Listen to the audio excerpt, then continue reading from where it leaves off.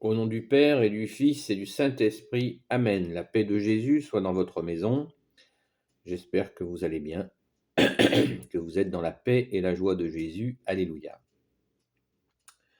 Eh bien, aujourd'hui, la parole du jour, on est toujours avec Saint Luc, qui n'était pas un apôtre, mais un envoyé quand même, un disciple envoyé. Donc, chapitre 17, versets 1 à 6. Je vérifie si c'est bien ça. C'est bien ça. Les trois croix. Merci Jésus pour ta parole. Jésus dit à ses disciples, « Il est impossible qu'il n'y ait pas de scandale, mais malheur à celui qui y arrive. Pour lui, ce serait préférable qu'on le jette à la mer avec une pierre de moulin attachée à son cou, plutôt que de scandaliser un des petits que voilà. Surveillez-vous de très près.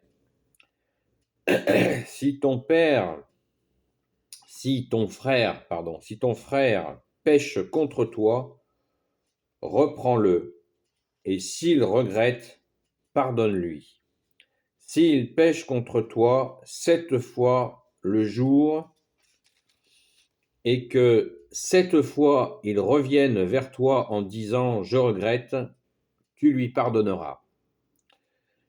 Les apôtres dirent alors au Seigneur, « Donne-nous un peu plus la foi. » Le Seigneur répondit, « Si vous avez un peu la foi gros comme une graine de moutarde, vous direz à cet arbre, arrache-toi et plante-toi dans la mer, et il vous obéira. » Merci Jésus pour ta parole. Alléluia. Donc, on ne quitte pas Saint Luc. Alors, la première partie de cette parabole, donc entre le verset 1 et le verset 2, et puis après, il y a la question du pardon. Sur la question de la première partie, où là, c'est un des moments les plus terribles, puisque très souvent, il y a des gens qui ne connaissent pas ta parole, bien-aimé Jésus, et qui voient les catholiques comme des neuneux. C'est bien mal connaître l'histoire catholique, et encore plus ne pas connaître ta parole, ô Jésus, où il y a l'amour que tu es le Dieu d'amour avec ton Père et l'Esprit Saint, et il y a aussi des bornes à ne pas dépasser, et bien-aimé Jésus, tu nous les donnes. Ainsi, ce verset 1, je vais le répéter, Jésus dit à ses disciples, « Il est impossible qu'il n'y ait pas de scandale, mais malheur à celui par qui il arrive. Pour lui, ce serait préférable qu'on le jette à la mer avec une pierre de moulin attachée à son cou, plutôt que de scandaliser un des petits que voilà. Surveillez-vous de très près. » Alors, la question immédiate qui se vient, scandaliser les petits, qu'est-ce que tu veux bien dire, Jésus? Eh bien, Jésus nous a dit dans d'autres paraboles qui sont les petits, eh bien, il s'agit certainement des enfants, et on pense immédiatement à la pédophilie, ou il s'agit des petits qui ont accueilli ton amour, Jésus, et qui sont fragiles, et il s'agit peut-être de cela aussi. Donc je ne peux pas affirmer, moi je pense qu'il s'agit certainement des deux, mais particulièrement des enfants, parce que la pédophilie, c'est pas d'hier matin. Et immédiatement, bien sûr, des personnes penseront aux questions de pédophilie dans l'Église. J'ai fait une vidéo sur le sujet, je vous la mettrai dans la description ou dans les commentaires. Et je ne vais pas y revenir. J'ai déjà abordé le sujet comme je le vois. Mais là, nous avons l'occasion de nous rappeler, et d'ailleurs, bien-aimé Jésus, tu nous le dis, surveillez-vous de très près. Sachant que je dis juste un mot sur la question de la pédophilie, c'est que les cas, là où il y a le plus de cas de pédophilie, c'est dans les familles, hein. Ce n'est pas dans l'Église. Voilà. Il y en a partout, dans toutes les civilisations, tous les peuples, depuis le début. Pas depuis le début, mais depuis que l'homme a chuté, il y en a. Ça ne veut pas dire que c'est acceptable, c'est ignoble, insupportable. Et il faut justement surveiller, comme nous dit Jésus, de très près tout ce, si l'on peut détecter le moindre cas et agir, bien entendu. Et agir en demandant à Jésus ce que nous devons faire. Mais là, il nous a donné une indication très forte. Merci Jésus de nous demander cette veille, cette surveillance qui est vraiment, ayant connu des personnes ayant été abusées, je connais la douleur de ses frères, de ses sœurs. Donc, merci Jésus de nous aider à garder les yeux bien ouverts sur cette question-là, et comme beaucoup d'autres. Merci Jésus. Donc, on passe au verset suivant. C'est pas que je ne veux pas traiter le sujet, je l'ai déjà traité, hein.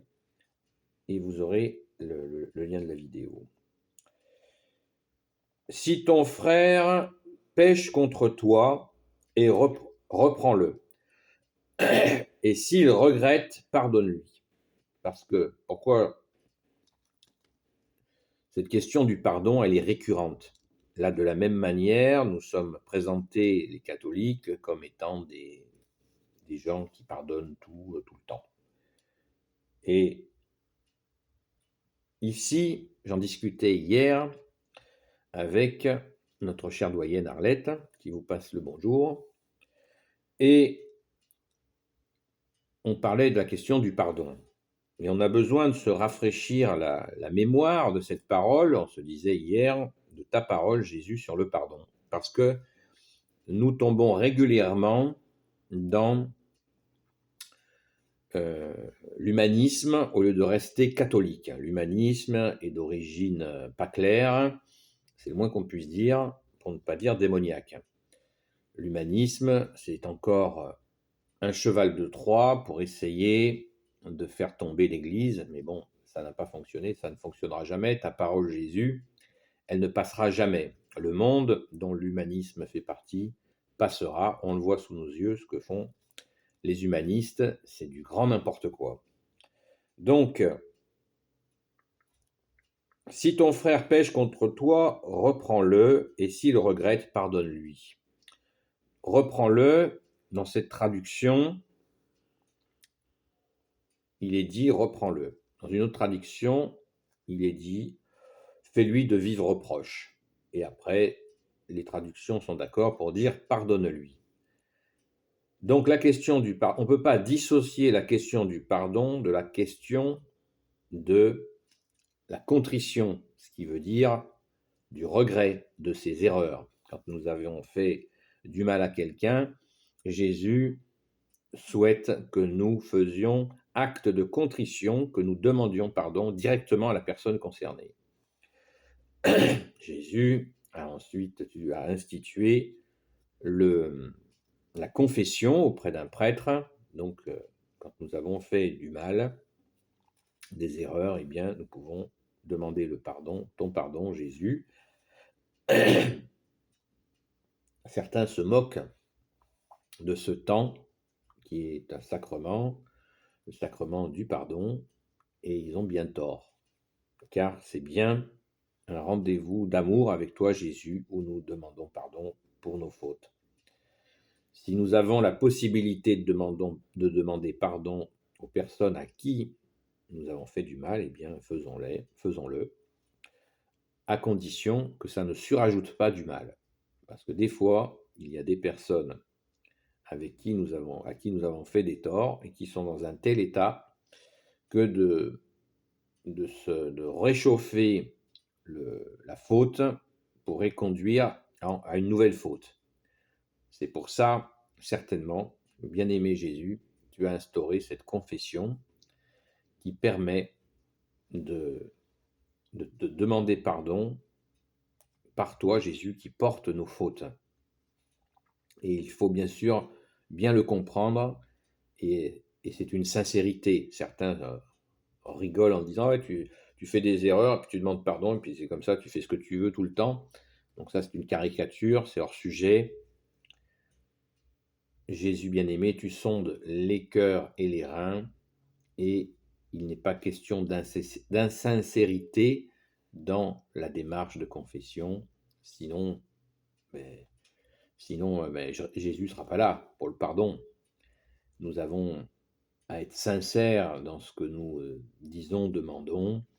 On ne peut certainement pas rouler le bon Dieu, ça ne risque pas d'arriver. On se roule soi-même, mais on ne roule pas le bon Dieu. Merci Jésus, alléluia. Et Jésus de rajouter, s'il pêche, tu rajoutes, bien-aimé Jésus, au verset 4, s'il pêche contre toi 7 fois le jour, et que 7 fois il revienne vers toi en disant, je regrette, tu lui pardonneras. Donc, cette question de 7, le chiffre 7 fait référence au chiffre 7 de la création, 7 jours, qui s'est faite en 7 jours, qui est la perfection, donc, et qui est donc l'infini. Donc en disant 7, Jésus nous dit autant de fois que la personne vous demandera pardon, et bien autant de fois vous la pardonnerez.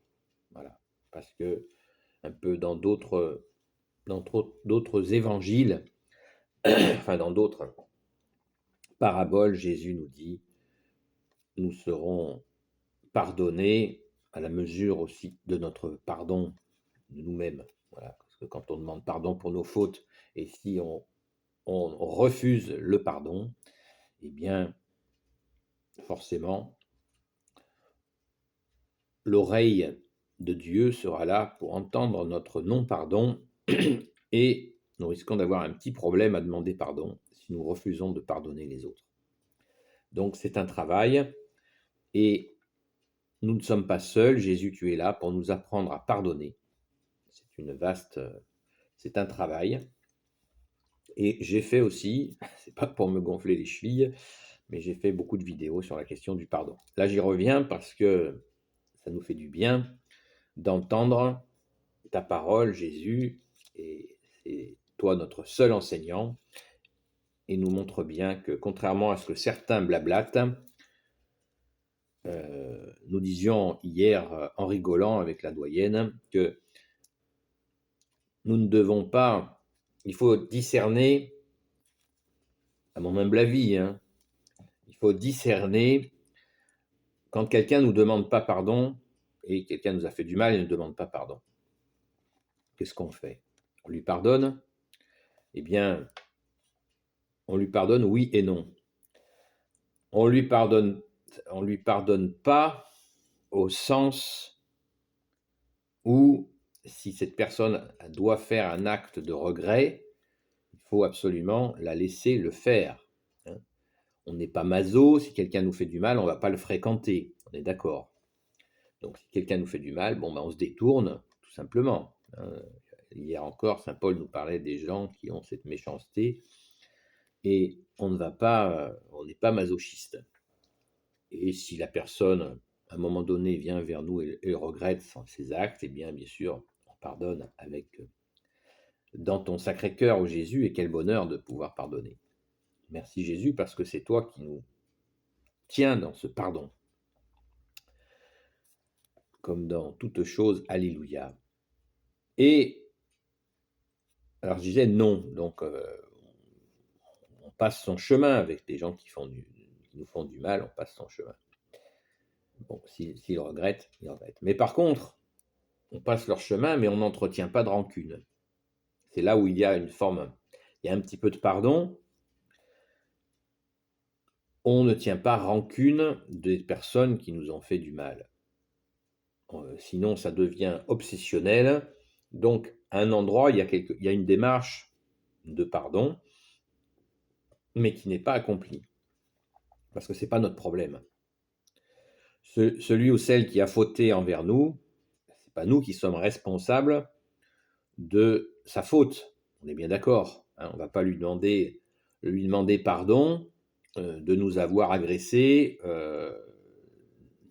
Non, ça ne va pas, vous voyez, il y a quelque chose qui ne va pas là.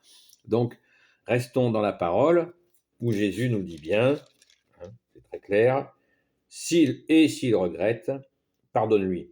Reprends-le, c'est-à-dire tu lui expliques comment il t'a fait du mal, et puis, s'il regrette, tu lui pardonnes. Alléluia, merci Jésus. Ainsi, nous ne sommes plus prisonniers d'une histoire pas terrible qu'on a eue, et nous en sommes libérés par ta grâce, ô Jésus. Hein, il y restera, ce sera quel plaisir de pouvoir pardonner à quelqu'un qui regrette de nous avoir fait du mal. C'est vraiment une joie. C'est une joie profonde qui vient de toi, Jésus, n'en doutons pas. Merci Jésus, alléluia. Béni soit le Père, le Fils et le Saint-Esprit. Amen. Ô Jésus, toi qui peux tout et qui portes tout, toi le Sauveur, toi l'Emmanuel, je te confie toutes celles et ceux qui regarderont cette vidéo, ainsi que leurs proches selon ta sainte volonté. Sainte Marie, Reine des cieux, toi l'Immaculée Conception, toi qui écrases le serpent, toi qui as la lune sous tes pas, toi notre Mère, Notre-Dame. Saint Joseph, toi le juste et le saint, toi le sage, toi la terreur des démons, toi le saint gardien de la Sainte Église catholique apostolique. Sainte Marie-Madeleine, notre chère sainte patronne, et vous tous les saints et saintes, amis de Jésus, Saint Michel Archange qui est comme Dieu, Saint Gabriel Archange, Saint Raphaël Archange et tes anges guérisseurs, et vous tous les anges qui servez Jésus, je vous confie toutes celles et ceux qui regarderont cette vidéo, ainsi que leurs proches, selon ta sainte volonté, ô Jésus. La paix de Jésus soit dans votre maison. Je vous dis, eh bien, j'espère que vous allez pouvoir approfondir tout cela par une lecture, et n'hésitez pas à lire le chapitre entier, comme je vous l'ai déjà suggéré. Donc, je vous dis à très vite.